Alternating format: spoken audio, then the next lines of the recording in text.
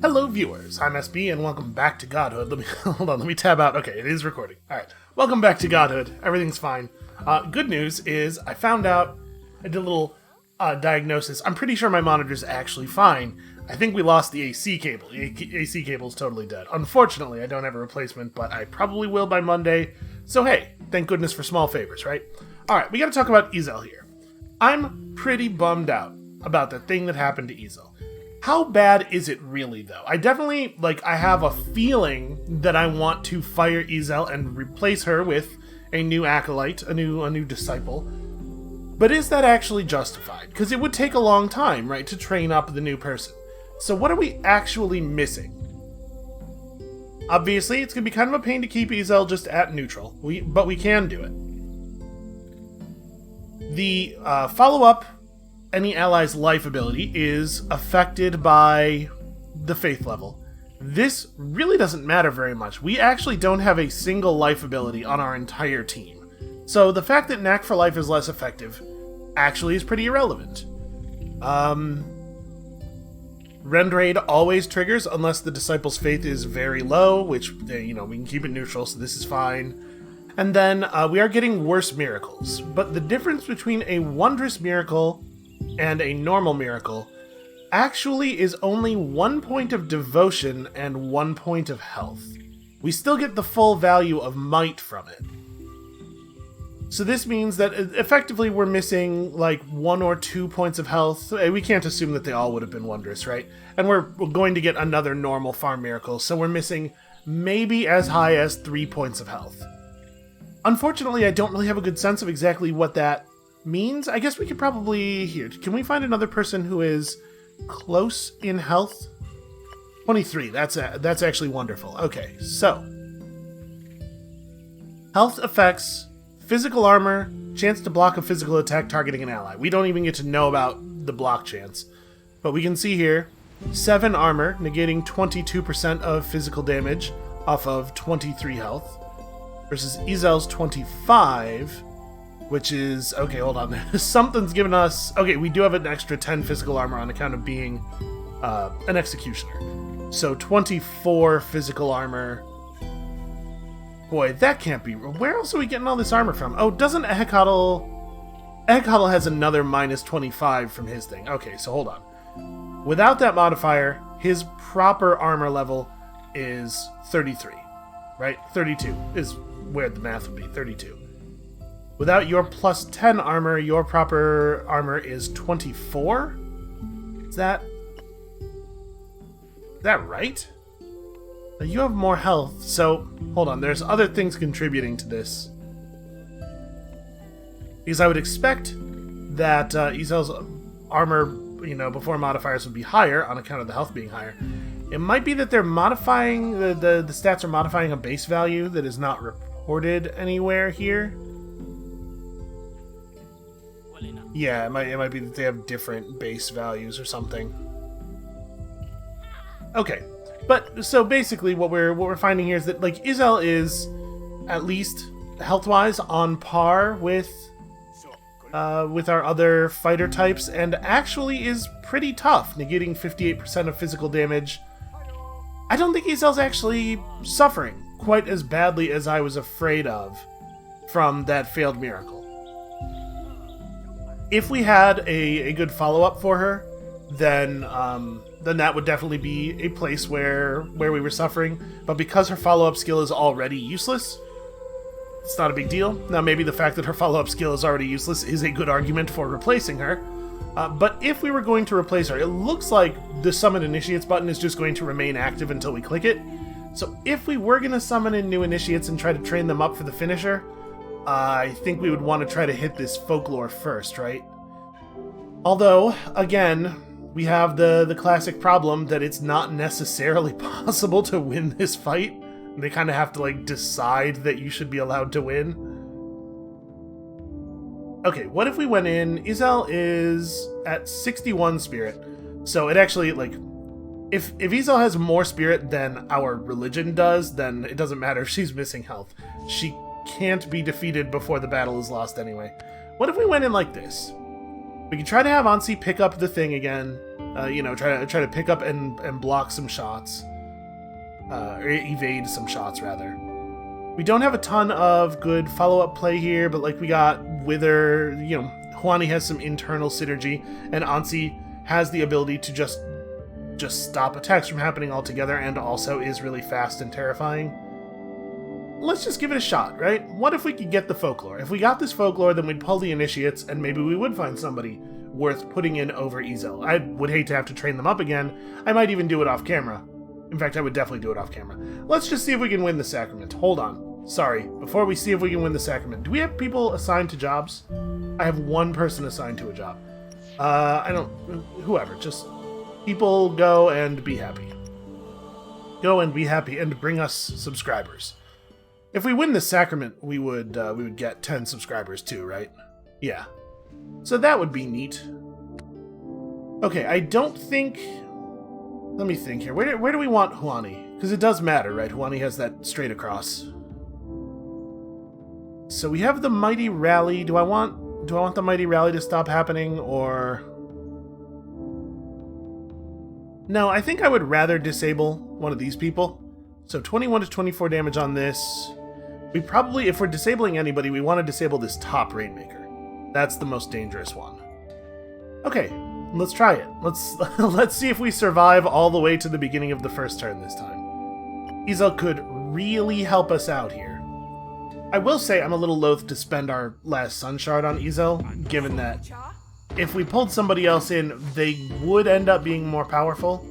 It wouldn't be a lot, but since we are only going to ever have one more Sun Shard, yes, that is exactly what we need to see. That jump in front. Okay, we actually get to do the fight. Okay, we go into the first round. Is this the first time that we've ever gotten into the first round of this battle? I think it actually was. And look at that. If we get to actually do our attacks, it turns out we're pretty good at this. Alright, Juani's totally going to hit level cap there. And now, with the final folklore, there's absolutely no reason not to check the initiates, so let's do it. And we are at the penultimate religion level. If we have to grind all the way to level 10, we will win. Oh good, our worshipper support increased to 250 from 50? Wasn't it already 50? Oh, whatever. We get a Temple of Lust now. We'll put it next to the other Temple of Bodily Fluids. Oh, okay, camera. Alright, that was a little bit of an aggressive move there. We have entered the Age of Dawning. Have we? Why? What? Okay, I mean, whatever. Yeah, we win the game. If we get 400 more subscribers, that would be a hell of a grind. Okay, so we're gonna have to make some lust first, right? Well, I guess the first thing we should probably do is go ahead and click this. There's absolutely no reason not to do it.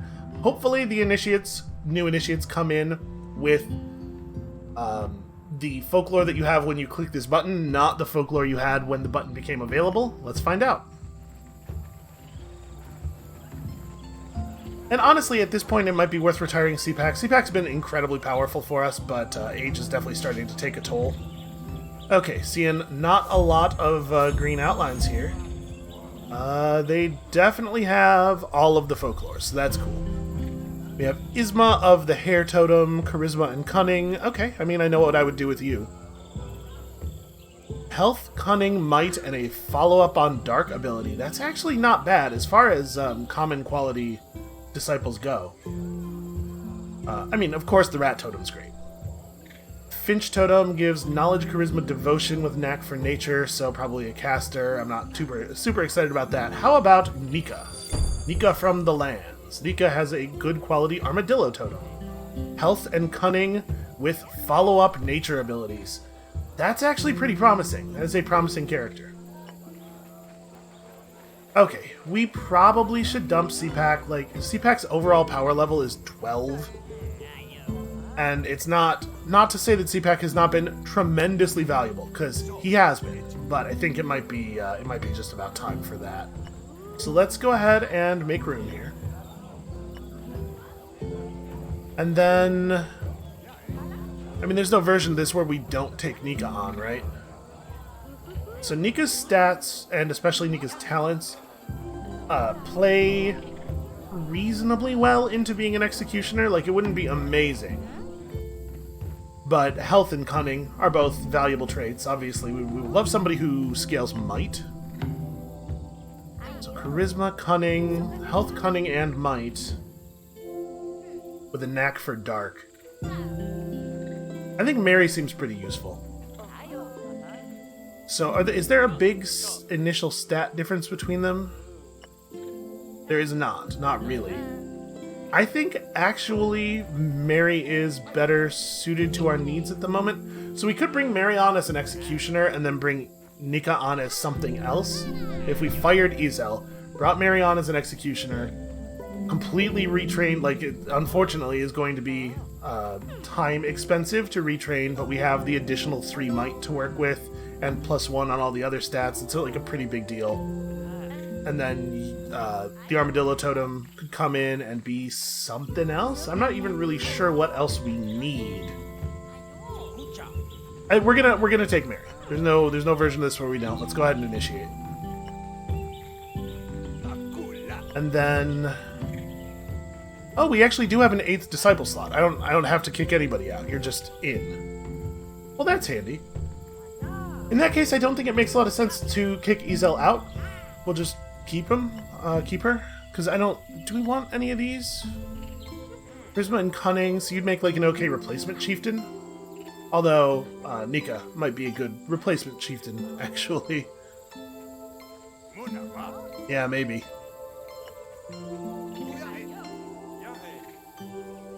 So if we kicked out Ezel, we go executioner, chieftain, because the chieftain's cool, and then Nika becomes... I don't even know what... I'm not really sure what we need. The thing is, Ezel's not that bad. And it might be a good idea to have an extra executioner around, in case something crappy happens with with Spirit in one of the battles, you know. We do have to get through 3 rounds of that final battle.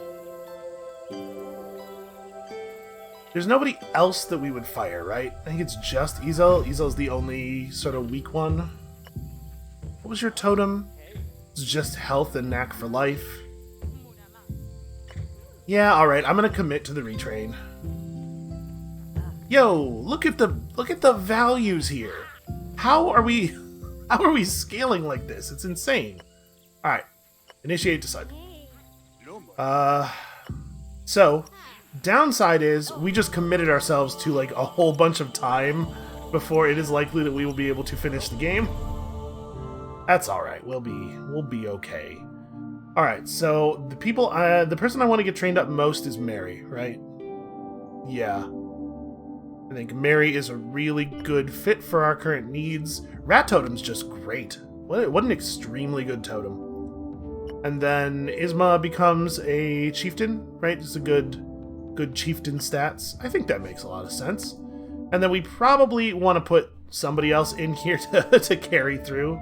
Huani's not going to get miracle progress, but I mean, whatever. It just needs to be somebody. Huani will be able to put the fight away pretty easily. So I don't know, like, should I take it off camera for a little while here and just burn through these early levels to avoid wasting the time of people who are not me? Let's get our classes assigned, and then we'll worry about it. Bam, 17. That'll show them. We actually just barely got through that. I might have been able to put all 3 of the new people in. Okay, Mary, you are very well suited to being an executioner. Isma is very well suited to being a chieftain. You know, we've never had a songsmith, and I'm pretty curious about the Song of Praise and everything. That's definitely interesting.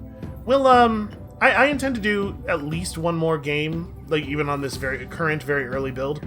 We'll play with some songsmiths in the next game. We'll do one of the virtues we haven't done yet, and sing about it a lot. Okay, and people come back, and for some reason, time is paused. Hey everybody, come on, get happy. Alright, Mary's ready to rock. This is definitely a farm miracle sort of moment. Right? Yeah. Might makes right, or at least close enough to right. So you know what? I think I'm going to do a little cut here. I'm going to just train through some of these early levels, some of that repetitive grinding on the repeatable nodes. And when we come back, we'll be ready to really raise hell. We'll see you in a minute. Okay, and we're back after a not trivial amount of gameplay. It takes a while to level somebody up. But I was able to perform a couple of Festivals of Lust. You can see that, like, Huani now has this ecstatic performance miracle, which has given plus 10% crit chance to all of the weird abilities. This is a pretty good roll for Huani. Are all but condemn are weird, right? Yeah. Okay, so that's pretty okay.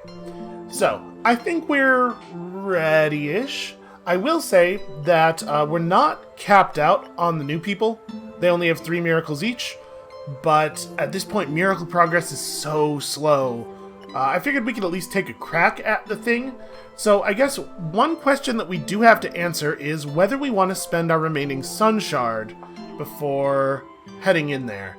And like we have to be pretty careful with it, right? It's the last one we'll ever have. Now, we do have we have Blind Strike up on... or 2 copies of Blind Strike up on Nika here. So it might be worth teaching Nika, like, Concussion, or maybe even Ancestral Force. It's potentially the case that we have Mighty Rally a lot on Isma, which is fine. I mean, it's a rally ability. We have no Intimidate, though. So it also might be worth putting a couple copies of Intimidate up. And we definitely spent our Sun Shards a little bit early. I didn't realize how much more we were going to have to scale up, but you know, that's what you do. That's what you're doing in the early playthroughs of a game. Is you're just kind of like learning what the shape of a finished game looks like. You can see we pulled 2 copies of Warwind while leveling up Mary here. I think this is actually a big deal. I think 2 copies of Warwind is going to be really, really powerful for us. This ability is removed from the mind for the rest of the battle after being used, but we have it twice. And it's just wonderful, is what it is. So I think we have 3 pretty reasonable places that we could spend our Sun Shard here. It totally makes sense to overwrite Merciless Strike with like War Reaper twice, or maybe even War Wind 2 more times. It's pretty okay. War Reaper does more single target damage. Yeah, I guess we could just leave Nika. Like all these brawls are untyped, but they're still violent, so they're still getting a lot of our bonuses. It's probably okay to leave Nika. Do we want to replace Force with 2 copies of Intimidate?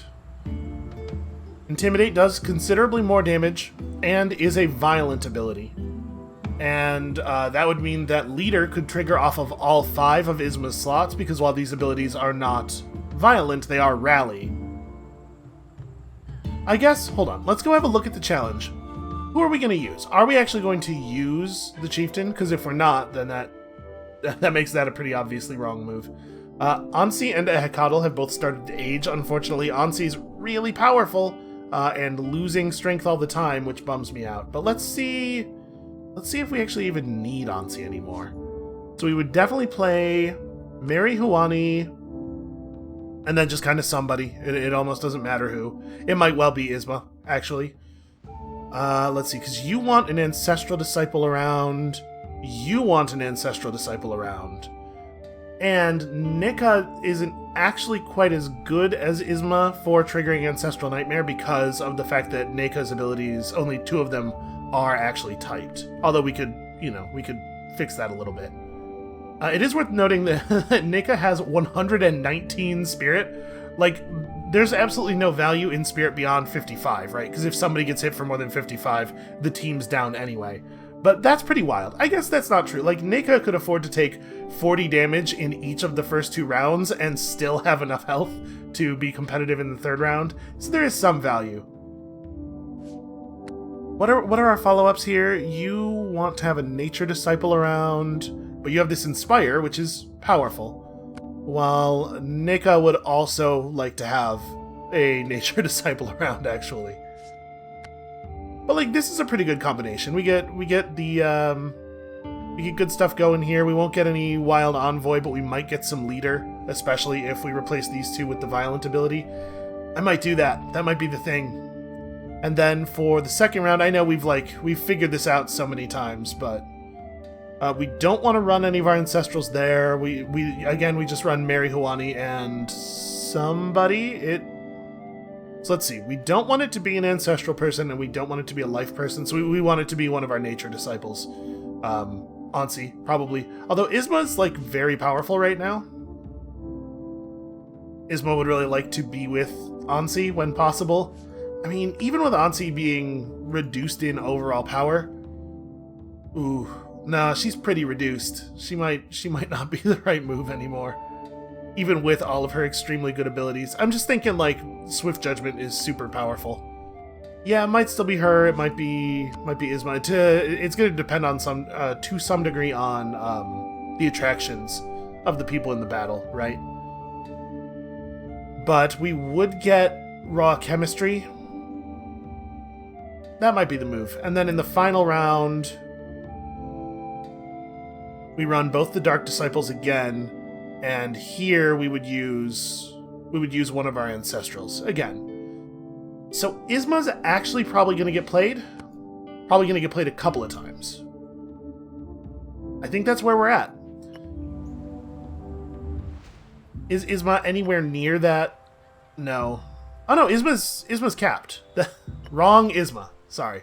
No, Isma is not anywhere near that last miracle. These abilities are not doing a huge amount of damage. What would Intimidate be doing? Okay, Intimidate would be doing considerable damage.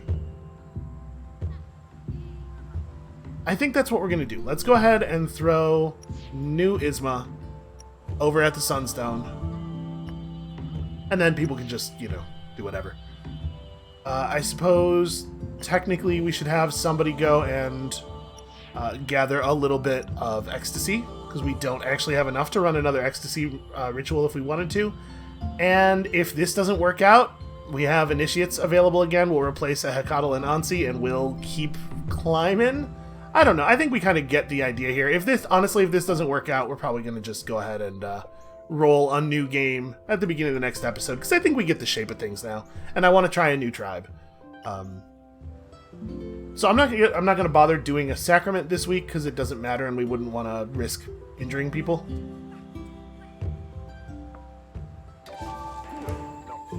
Okay. So we give Isma... It's 2 copies of Intimidate 1, instead of leaving one of the forces... Yeah, I think that's right. Okay. Thank you, War Raid. Yes, I see you there, that you are off cooldown now. Okay, so let's get our relics assigned and get on it. Marathu's Lofty Coal is probably going to Isma, right? We have considerable charisma scaling on all of our abilities. Then, what else do we need to equip? We don't have the Defy Stone on anybody. We don't have the Father's Veil on the Father's Skull on anybody. So, whenever an ally uses a violent ability, gain might and health. It's probably going to Mary, right?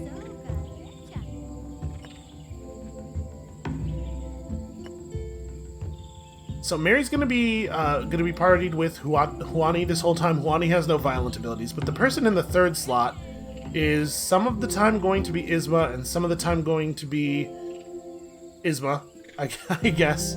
So actually not a ton of... not a ton of violent abilities going on outside of the abilities that Mary is using. So maybe this doesn't go on Mary, but like who else wants the might and the health? And what else would Mary want? What else would Mary want? We do still have the Defy Stone. Does Mary have... Where are we at on Devotion here?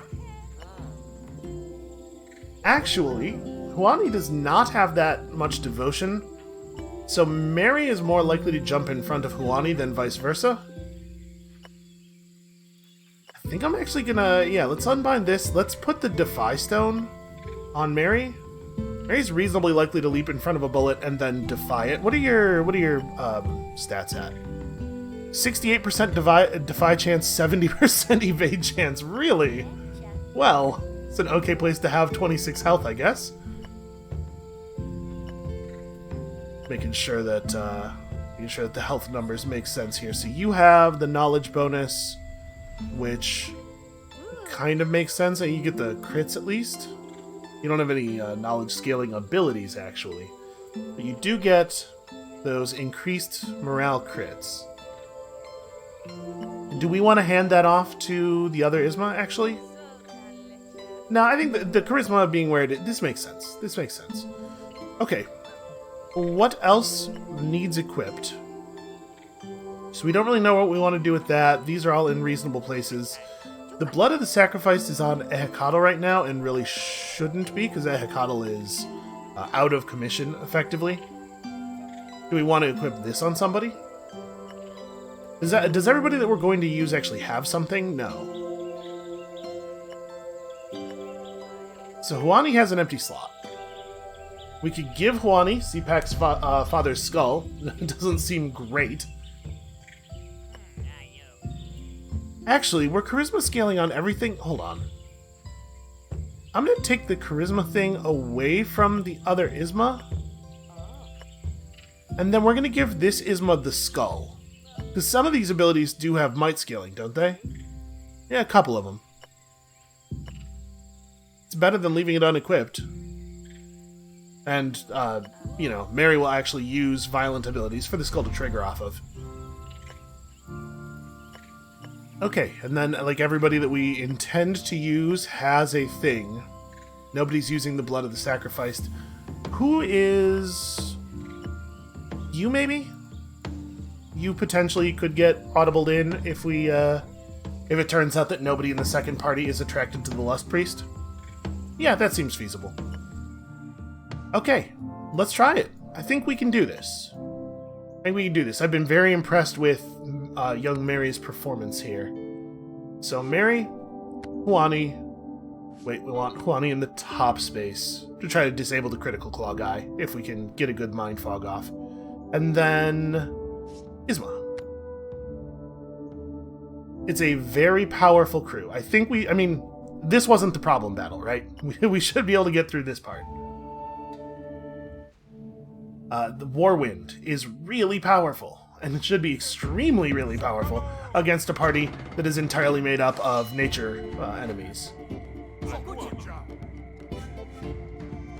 Okay, so we get that Nature's Defiance, and then all kinds of terrible things are going to happen to him. That's a pretty good start. Bummed out to see Merciless Strike. I'm never happy to see Merciless Strike. But yeah, you can see just the raw damage numbers, even though we're like whiffing on our typing and stuff. Just very, very good damage. Okay. Who needs to take a break? We probably want to put Huani middle, actually. And then Mary somewhere, and whoever's in the bottom is risking getting stunned. That's Isma? Does that make sense? I think that makes sense. And there's some, like, not unreasonable chance that we're going to see...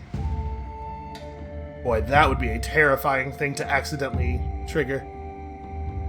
Yeah, there's some chance that we're going to see Mary jumping in front of these concussions and then evading them, which is cool.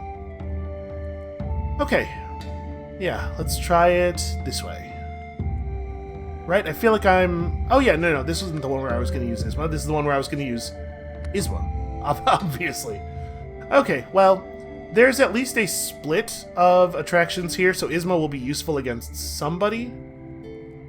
This does not give us very good follow-ups, unfortunately. But Infatuation gives Punish the Feeble, at least. Yeah, and like, Mary can always follow up Huani, which is going to be devastating every single time it happens, because Mary is crazy powerful. Let's get raw, he says. I don't like that opening. That's gross. You gotta creep me out sometimes, dude. Okay. Was that over 100 damage past the point of them breaking? I believe it was. Okay, this is like the moment of truth. So you go here.